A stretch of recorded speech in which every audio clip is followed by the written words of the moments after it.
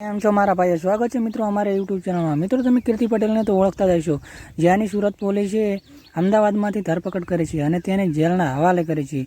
મિત્રો તમને જણાવી દઈએ કે કીર્તિ પટેલ એક બિલ્ડર પાસે 2 કરોડની ખંડણી માગી હતી અને તેને સોશિયલ મીડિયા પર બદનામ કરવા અને કાવતરાની સામે તેની સામે આ બિલ્ડરે કેસ કર્યો હતો અને ત્યાં 2024માં તેના પર કેસ કર્યો હતો અને તે 10 મહિનાથી ફરાર હતી અને તેને સુરત પોલીસે અમદાવાદમાંથી પકડી પાડી છે।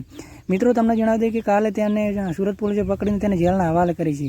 મિત્રો તમને જણાવી દઈએ કે કીર્તિ પટેલ તે અવારનવાર વિવાદોના કારણે અને ગાળો બોલવાના કારણે તે ફેમસ છે અને તે ઘણા લોકોને બદનામ પણ કરે છે। મિત્રો તેને સુરતની પોલીસે પકડી પાડી છે।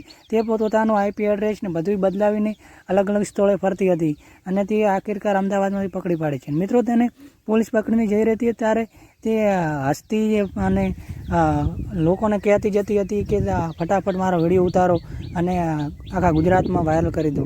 મિત્રો તમને કીર્તિ પટેલ વિશે તમારું શું કહેવું છે કમેન્ટ કરીને અમને જરૂર જણાવજો અને મિત્રો અમારી યુટ્યુબ ચેનલ નવા હોય તો સબસ્ક્રાઈબ કરી દેજો।